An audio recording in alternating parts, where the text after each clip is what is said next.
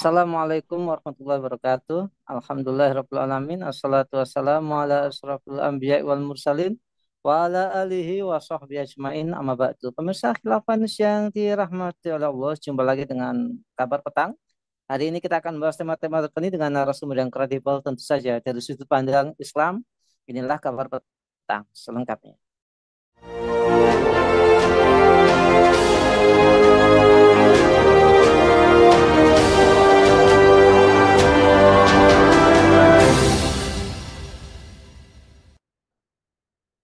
Pemirsa, kedatangan pengungsi dari Rohingya di Aceh ini menuai polemik. Warga lokal menolak mereka masuk ke daratan dengan alasan perilaku mereka yang dianggap tidak etis. Presiden Joko Widodo akhirnya buka suara tentang nasib pengungsi Rohingya ini yang saat ini kian bertambah di wilayah kedaulatan Indonesia. Jokowi mengatakan pemerintah akan menampung sementara pengungsi Rohingya. Dan beliau pun menekankan bahwa penampungan ini itu sifatnya sementara sambil pemerintah terus berkomunikasi dengan organisasi internasional. Bila memahami penolakan masyarakat lokal terhadap para pengungsi Rohingya ini. Nah, pemirsa, apa sebenarnya motif provokator untuk yang berperan untuk menolak pendaratan imigran Muslim dari Rohingya? Apakah pemerintah Indonesia serius menolong Muslim Rohingya? Lantas bagaimana solusi tuntas menyelesaikan problem Rohingya ini? Untuk emasnya kami terhubung dengan Ustadz Abu Inas dari Forum Tabayun Center. Assalamualaikum Bung Abu Inas. Waalaikumsalam warahmatullahi wabarakatuh. Baik, gimana kabarnya Ustadz? Masya Allah.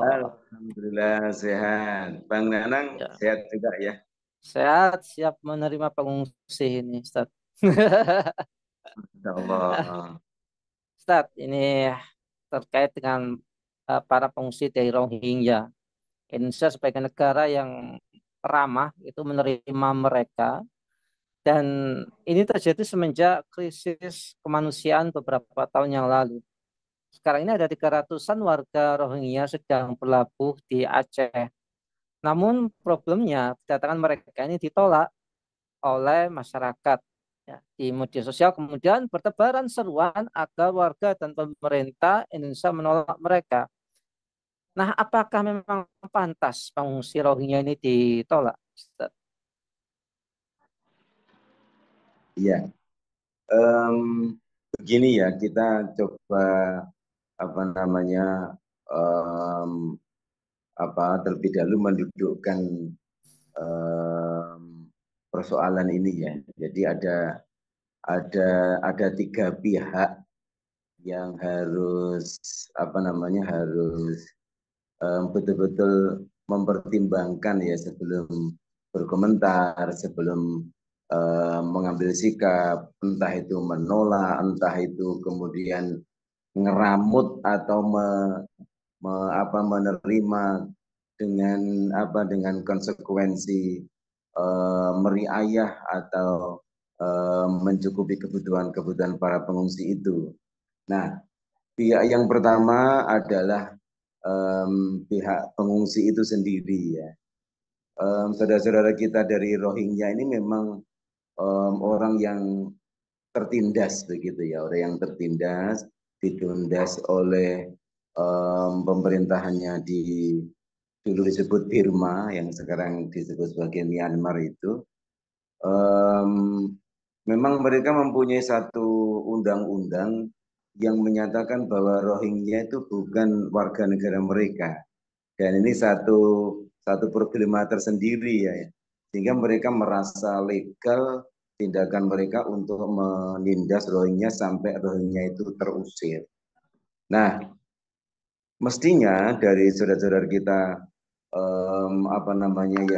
pihak Rohingya sendiri yang telah um, apa namanya um, menjadi menjadi pihak yang ditolong di berbagai tempat itu memang harus mengedepankan rasa syukur karena memang kondisi yang dialami saudara-saudara kita itu memang kondisi yang tidak normal begitu.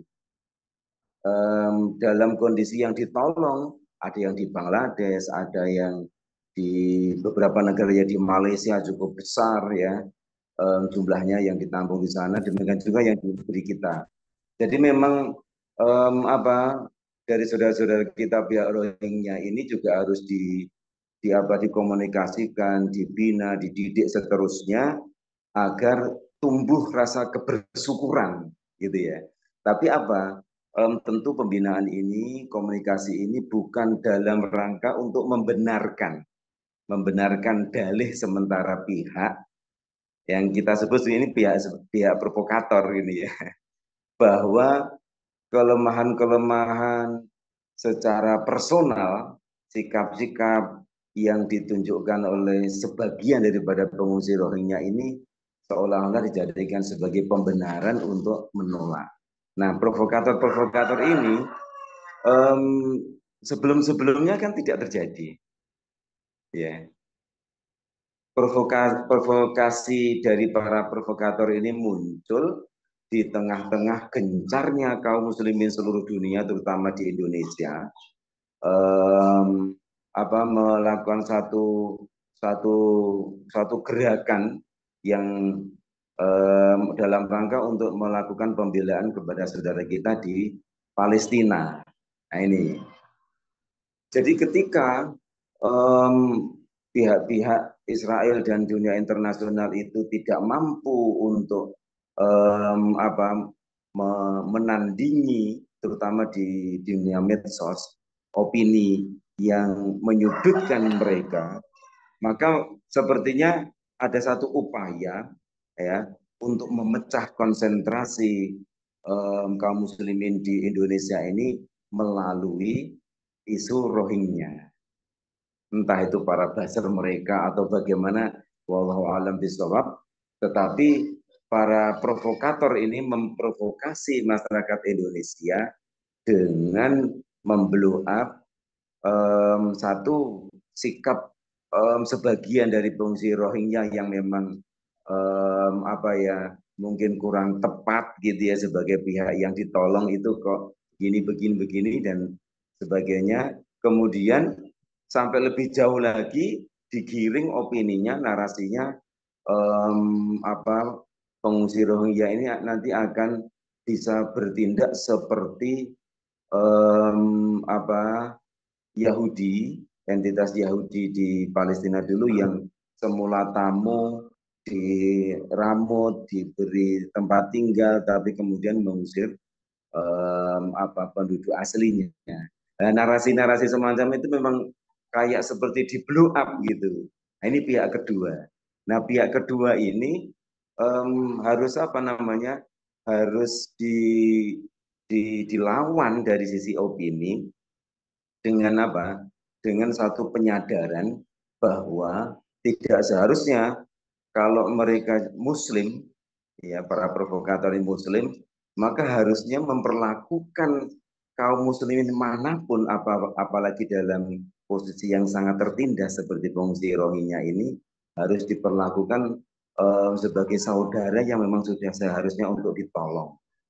Nah ini, jadi kita seru kesamaan akidahnya, kita seru perasaannya sebagai satu saudara, sehingga mereka bisa menghentikan provokasinya untuk menolak. Kemudian yang pihak ketiga ini, yakni kita, terutama pemerintah di Indonesia ini, harusnya bukan bukan sekedar memberi bantuan yang sifatnya materi gitu ya, tapi juga memberikan bantuan yang sifatnya politis, sehingga mampu mempengaruhi pihak Myanmar sendiri sebagai sebagai tempat asal daripada suku Rohingya ini, sehingga mereka bisa diterima sebagai warga negara sebagaimana warga negara Rohingya Myanmar yang lainnya. Jadi bantuan yang diberikan oleh pemerintah kita ini harusnya tidak hanya bantuan secara fisik, secara materi. Bahkan kemudian dikatakan hanya sekedar bantuan yang sifatnya sementara, ditampung sementara gitu ya. Karena apa? Kalau sementara itu tanpa diimbangi dengan apa namanya bantuan yang sifatnya politis, memberi tekanan agar pemerintah Rohingya itu betul-betul menerima, pemerintah Myanmar itu menerima Rohingya yang sementara ini masih ada di sana mengalami penindasan sampai detik ini. Nah ini saya kira itu yang harus kita lakukan. Selanjutnya, ini kenapa pengungsi Rohingya ini diusir? Dan kalau kita lihat berita beberapa tahun yang lalu, mereka ini sampai dianiaya, bahkan ada yang dibunuh oleh penguasa Burma atau Myanmar. Kira-kira apa penyebabnya, Ustaz? Um, Begini, jadi ada apa namanya, ada faktor historisnya, tapi juga ada apa namanya, ada faktor em, perbedaan keyakinan. Nah, ini ya. Kalau secara historis ini memang ketika waktu itu Burma ya belum menjadi Myanmar, Burma itu kan apa namanya, em, apa pernah secara politik itu dikuasai oleh Inggris begitu ya. Nah, kemudian jauh sebelum Burma itu merdeka, sebetulnya orang-orang Rohingya yang sudah lama tinggal di Arakan atau sekarang dikenal dengan Rakhine ya, itu um, memang secara etnis itu memang mereka lebih dekat keturunannya dengan saudara-saudara yang ada di Bangladesh. Tetapi bahwa mereka beberapa abad sebelumnya itu sudah tinggal di Arakan, satu wilayah yang memang oleh Inggris kemudian apa namanya dimasukkan dalam wilayahnya Burma.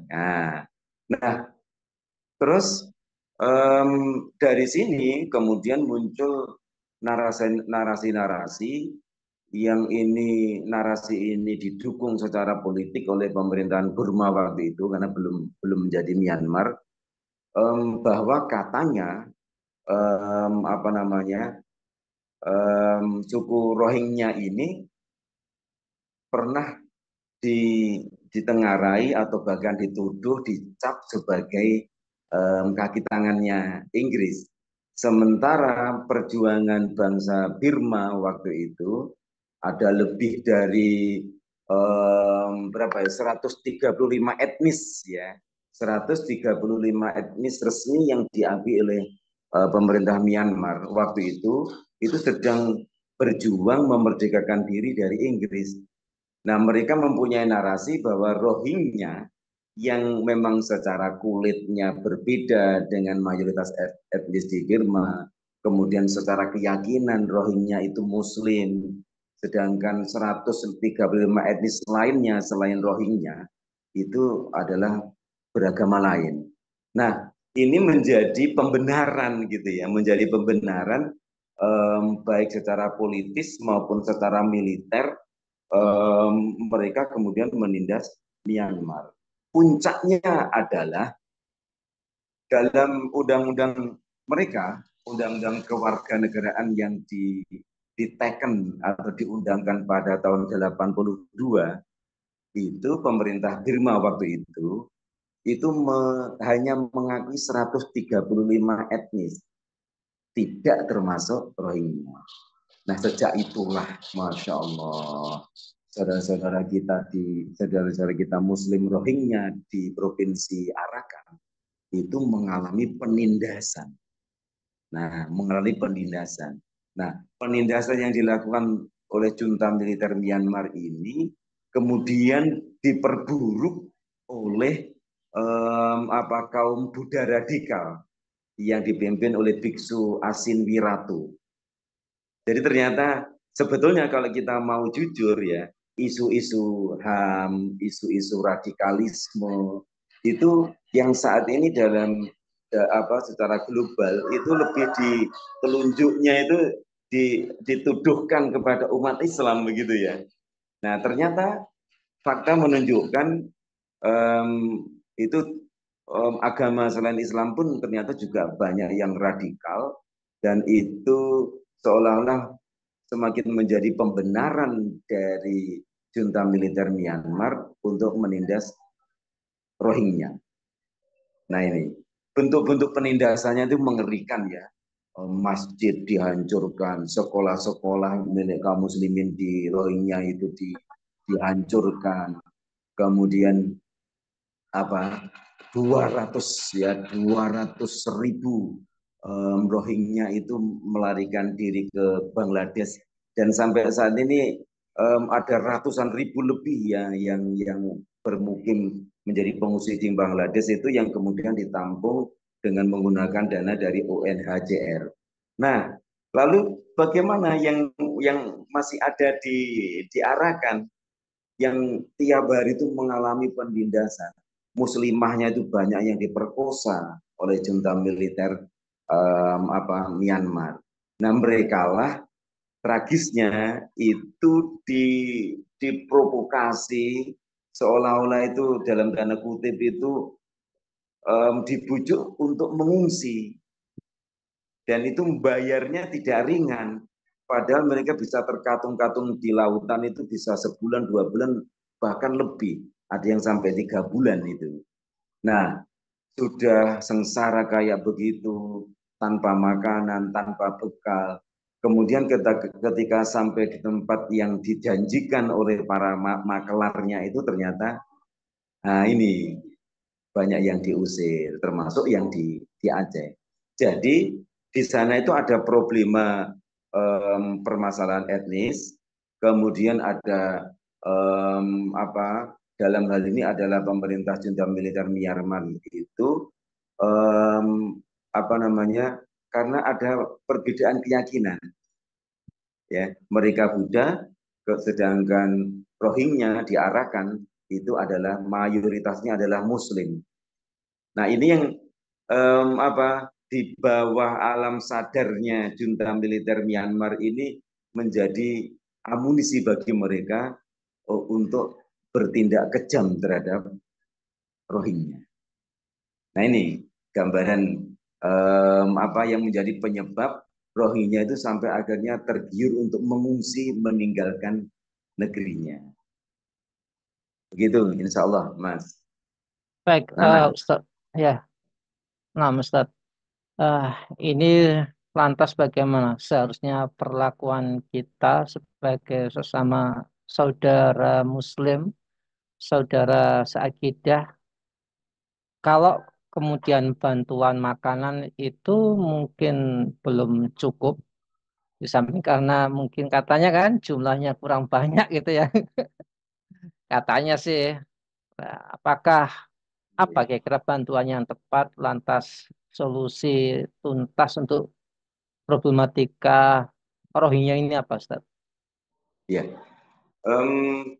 begini ya, um, perbedaan kultur, perbedaan kebiasaan, um, etnis ya, walaupun sama-sama Muslim begitu, itu mestinya sesuatu yang harus kita maklumi begitu ya, sesuatu yang harus kita maklumi.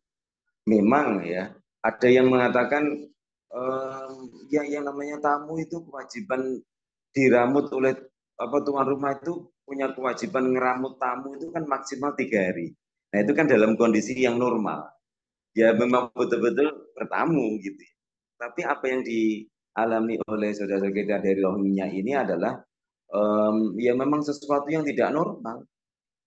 Kondisinya tidak normal karena mereka pengungsi, mereka tertindas di negerinya, maka menurut akidah Islam, ya, karena sebagaimana ditegaskan oleh Allah dalam Al-Quran itu, A'udzubillahi minasyaitonirrajim, innamal mu'minuna ikhwatun. Ya, sesama orang beriman, walaupun beda etnis, beda warna kulit, bahkan bukan saudara kandung, itu pokoknya beriman, itu Allah menyetarakan dengan ikhwah. Padahal ikhwah itu bisa mempunyai makna khusus bagaikan saudara kandung. Nah, mestinya kita sebagai seorang muslim melihat penderitaan saudara kita itu, ya, mereka dalam keadaan yang terusir, kemudian takdir membawa mereka sampai ke tempat kita. Maka sebagai sesama muslim, kita harus betul-betul menolongnya, mencukupinya, ya, sampai kita berhasil menemukan solusi terbaik bagi mereka. Nah, begini, kalau berdasarkan hadis Rasulullah Shallallahu Alaihi Wasallam, ya, sikap seorang muslim melihat saudaranya sesama muslim yang terzalimi itu kan harus betul-betul membela, gitu. Nah, pembelaannya itu dalam dua bentuk. Yang pertama secara material itu betul-betul dibantu, ya, sampai terpenuhi. Kemudian yang kedua adalah secara politis, bahkan kalau perlu secara militer, gitu. Maka kita harus menghilangkan sebab kezalimannya. Sebab kezalimannya itu kan ya junta militer Myanmar, gitu. Nah, walaupun mereka berdalih bahwa mereka sedang menerapkan undang-undang, karena tentang undang-undang kewarganegaraan mereka tidak menganggap Rohingya itu sebagai warga negaranya. Nah, ini bantuan yang secara politis. Nah, sekarang kita fokus pada ini, pada apa namanya, sikap yang seharusnya, karena apa? Mereka sekarang ini ditakdirkan berada di hadapan kita. Ini, maka kita harus mencukupinya. Kita harus mencukupinya. Dan insya Allah sebetulnya kita mampu. Hanya saja kita dibuat ragu untuk bersikap dan memberikan bantuan secara maksimal itu dengan berbagai narasi yang memang disebarkan oleh para provokator tadi itu. Makanya tadi di depan itu saya sampaikan 3 hal itu harus betul-betul harus betul-betul dibenahi gitu. Yang pertama, sudah sekali di Rohingya sendiri itu harus meningkatkan rasa kebersyukurannya. Kemudian pihak provokator ini harus disadarkan bahwa saudara-saudara kita di Rohingya itu menurut sudut pandang akidah kita itu adalah saudara. Sedangkan saudara-saudara kita atau pihak yang saat ini mempunyai wewenang politik dan kekuasaan itu harus membantu all out, gitu, baik secara material maupun politis, memberi tekanan kepada junta militer Rohingya untuk menerima kembali Rohingya itu sebagaimana warga negaranya, sebagaimana 135 etnis lainnya di Myanmar. Begitu, Mas Nanang. Baik, jazakumullah khair Ustaz Abu Inas atas penjelasannya. Dan semoga ini mengakhiri kebingungan kita, mengakhiri perasaan dilema kita, mau nerima atau enggak, ya terima aja sambil kemudian kita memberikan solusi yang sesungguhnya, yaitu menghilangkan penindasan atas Muslim Rohingya itu sendiri. Baik, semoga Ustaz Abu Inas sekeluarga senantiasa dilindungi oleh Allah Subhanahu wa Ta'ala. Keluarganya jadikan keluarga yang sakinah, mawaddah, warahmah. Masya Allah. Amin. Demikian juga Mas Nanang. Amin. Ya Rabbal Mas. Alamin. Oke. Baik, pemirsa Khilafah News yang dirahmati Allah, demikianlah program kabar petang kita pada kesempatan sore hari ini. Jangan lupa untuk subscribe, like, komen, dan share sebanyak-banyaknya. Semoga menjadi amal kebaikan kita di dunia maupun di akhirat nanti. Saya Nana Setiawan undur diri. Sampai jumpa di lain kesempatan. Dan wassalamualaikum warahmatullahi wabarakatuh.